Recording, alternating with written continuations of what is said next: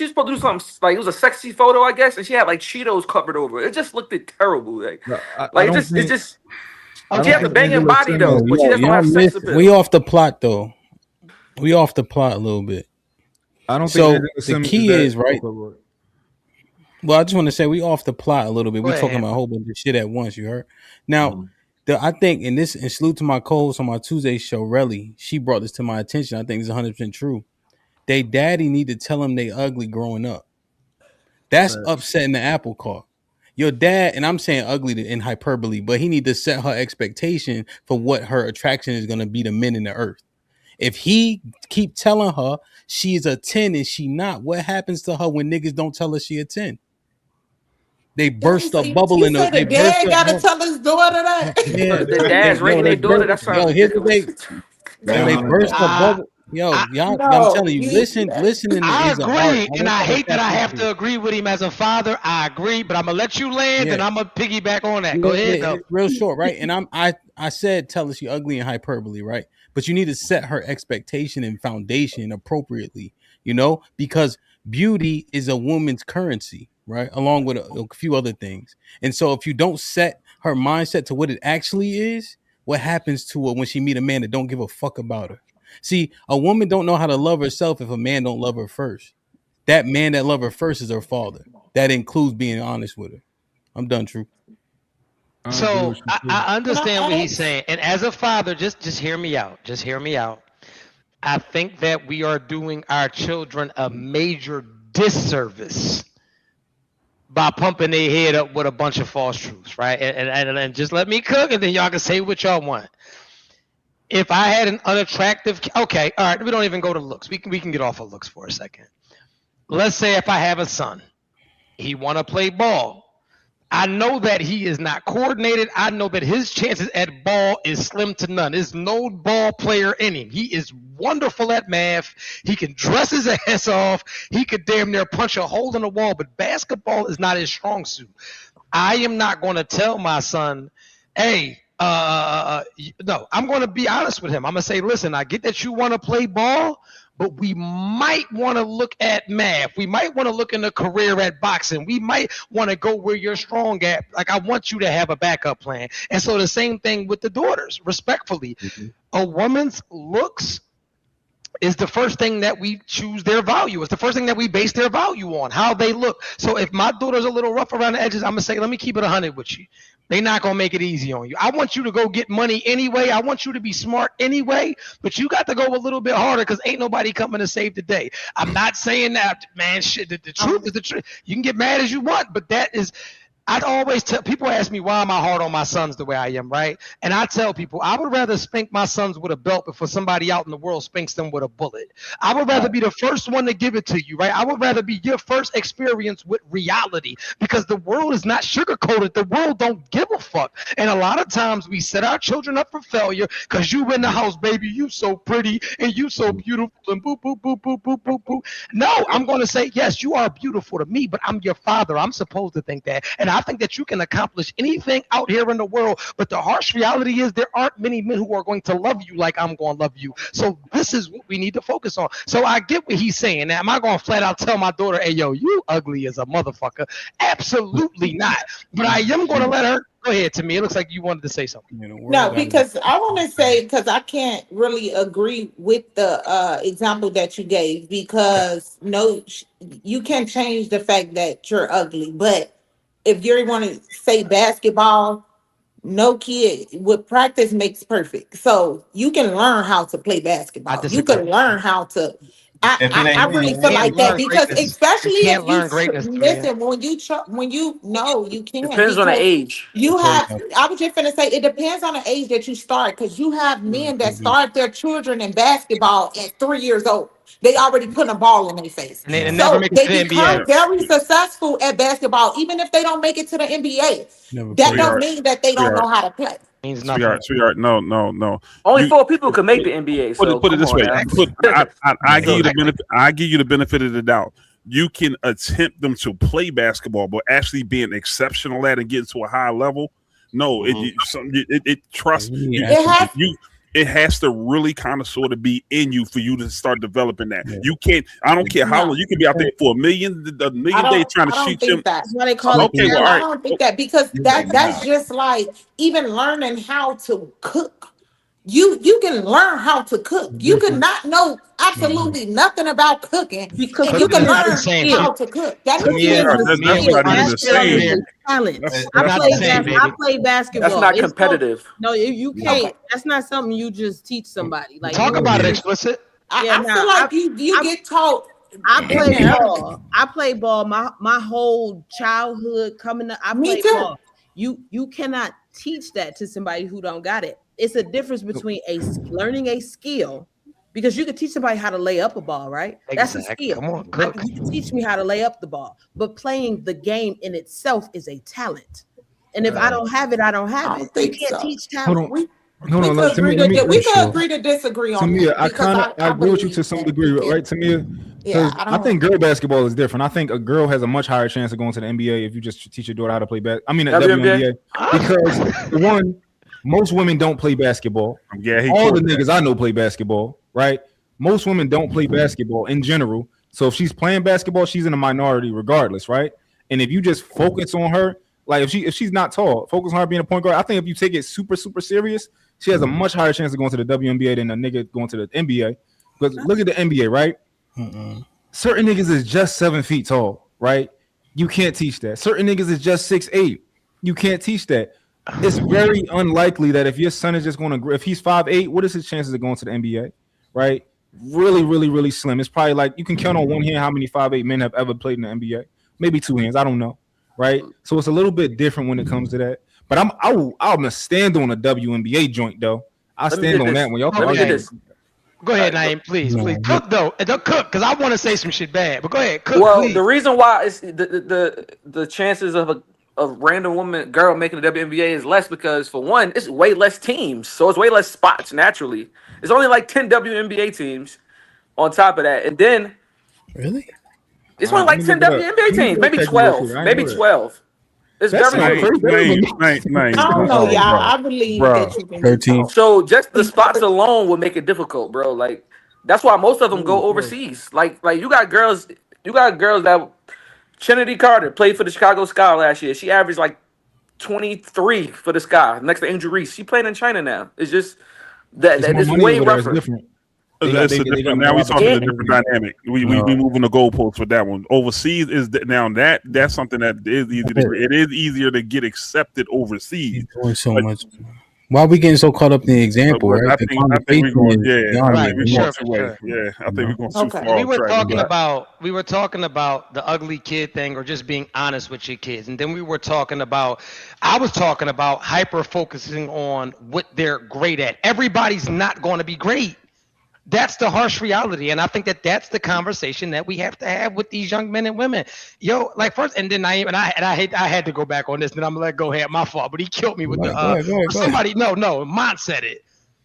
All you have to do is be 7 feet tall. How many tall niggas I ain't say that. can't? I ain't say that, bro. I think I ain't say that. Who said that 7 feet shit? I said that. Mine did say that.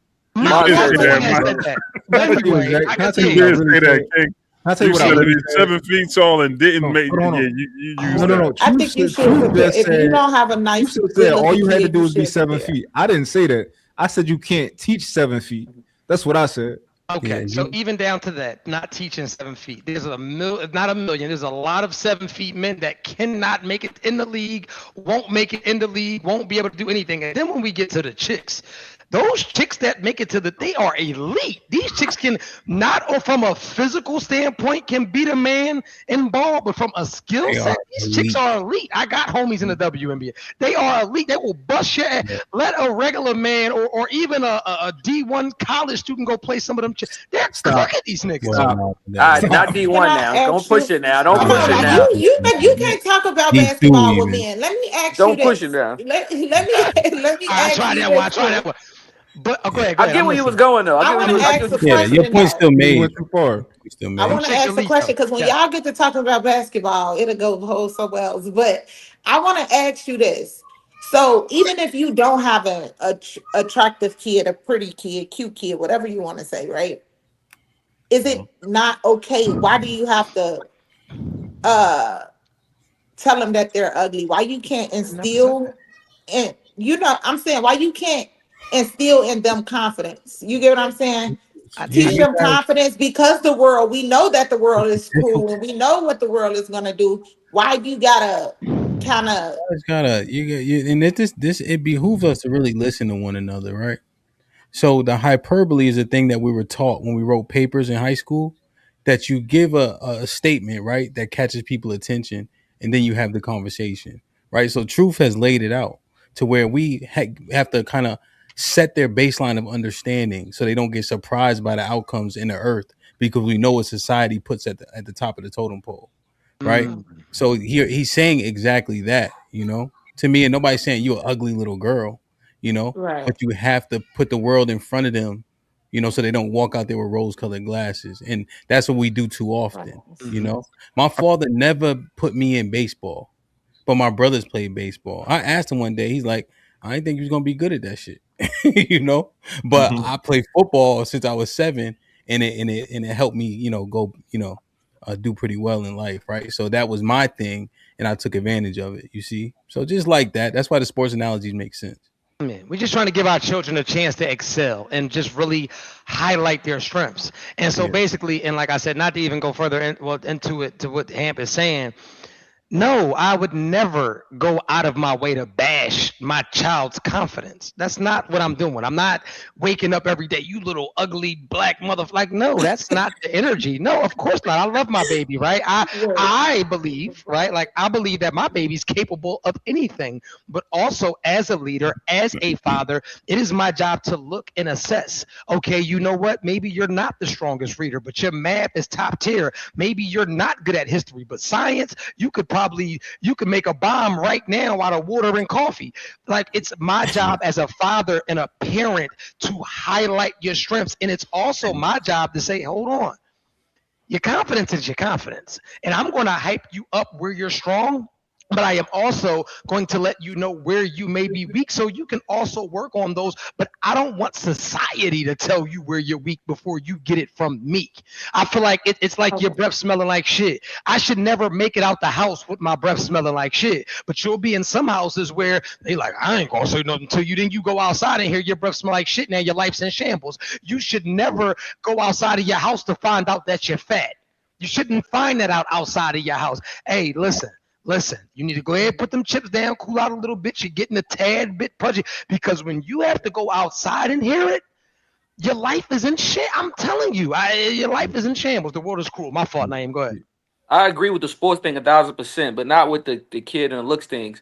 That's basically, let's switch genders. And my son is a ugly little boy, and that's like me saying, "Hey, bro, I can keep it a buck with you, man. You're gonna have to come out of pocket when you get older." Like, that's kind of like, you know what I mean? Like, It's not the same. you know what I'm saying? That's essentially what you're saying. Though. That's essentially what you're saying.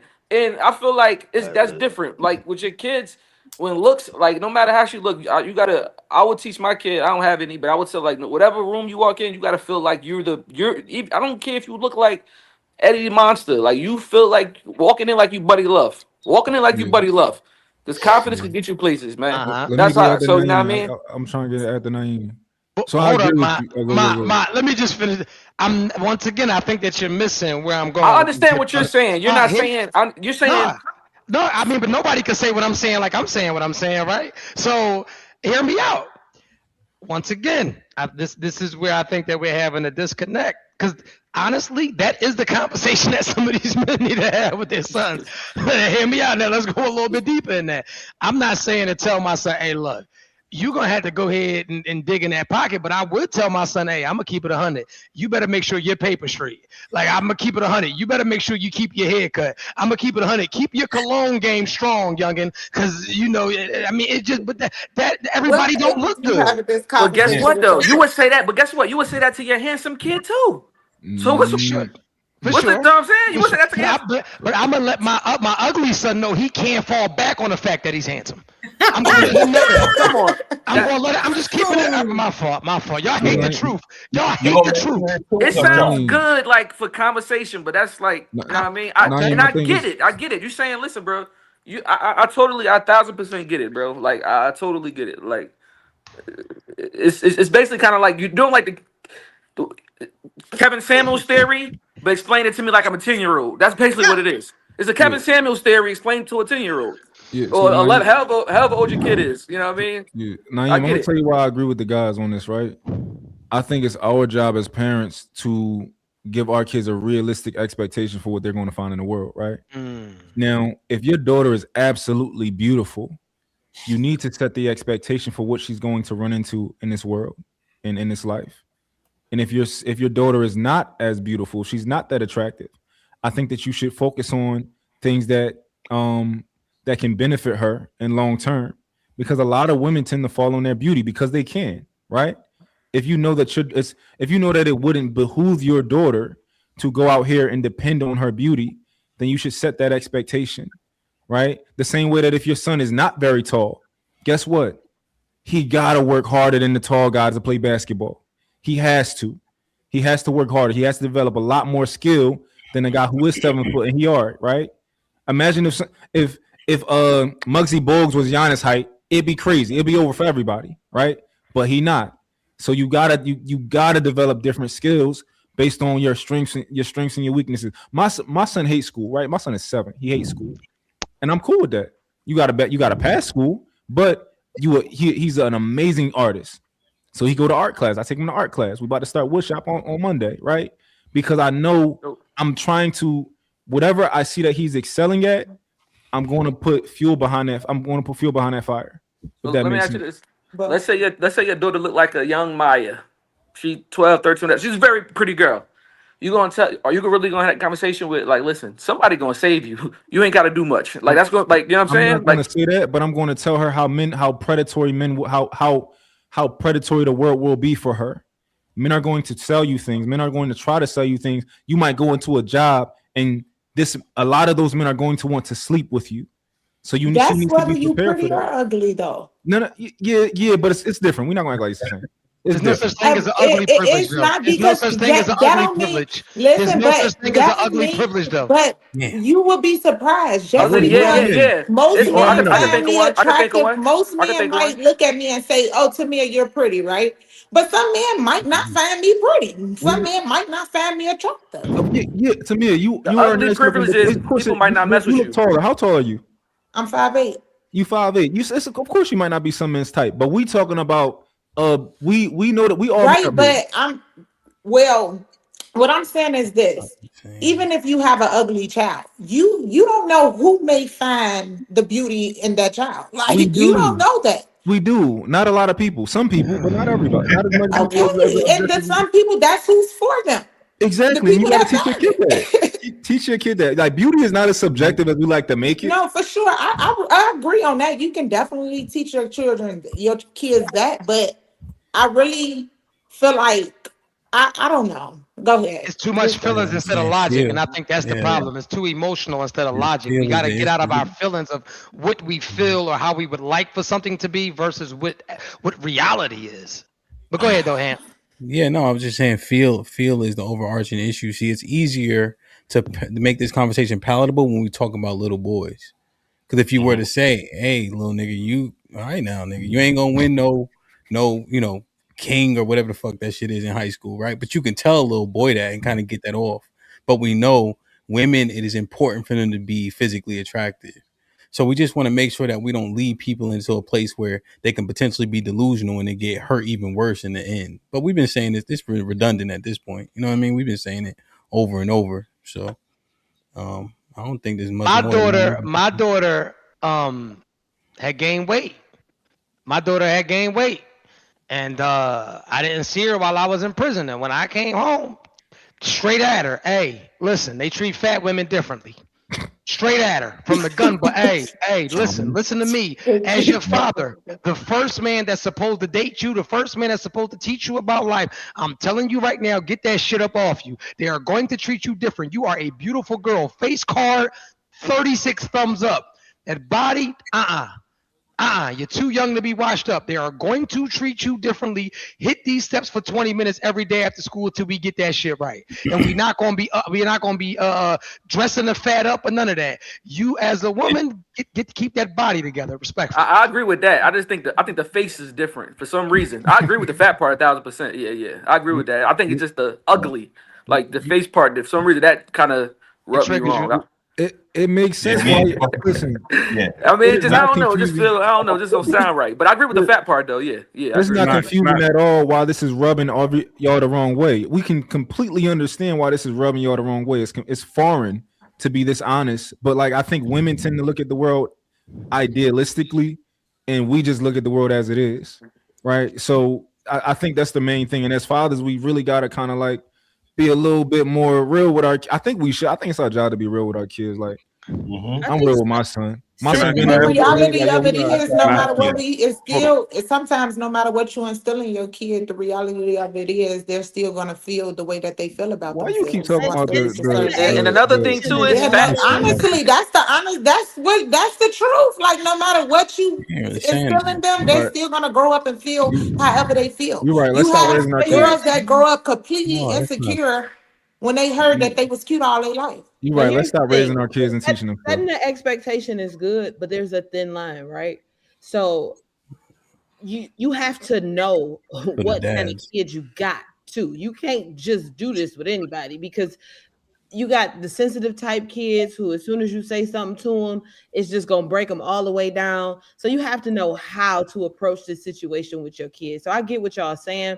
I understand setting the expectation because as parents, that's what we're supposed to do because the world ain't got shit for them. And that's just real talk. When they get out into the world, it's going to be a completely different story from what you telling them. And you don't want that to happen. You don't think it's our job to fix that sensitive kid who crumble at everything? Let me ask something real quick because Lyric, you just said something and I'm gonna ask y'all before I just say it. Can I take this another direction? Because it's kind of sort of what Lyric just actually literally just said and what we're talking about. Like when you just said that, got to instill this in the world and how the real world is, and females, they look at things idealistically and all this stuff like that. Do y'all think that that's part of the reason why kind of sort of, how can I put this? People, so I'm trying to be fair about it. That's why I say I got to give you a second. People kind of sort of is misguided when it comes to the relationship side of things, because that's what we originally was talking about. And what I mean by it is like earlier on, you heard, as you just said, Lyric, I don't think a lot of men told the young girls, their daughters or whatever, at that early age that, hey, when you come out here into the real world, this is not going to be like this. I think we dropped the ball a lot of time. Our fathers and all the stuff like that. I think we dropped the ball on that, but we didn't tell our little girl, like, hey, when you leave the nest, dad treats you like this because I love you and I got to take care of you. Same thing. But that new guy that you're going to meet or might meet or come across or whatever, it's going to be a whole different type of situation.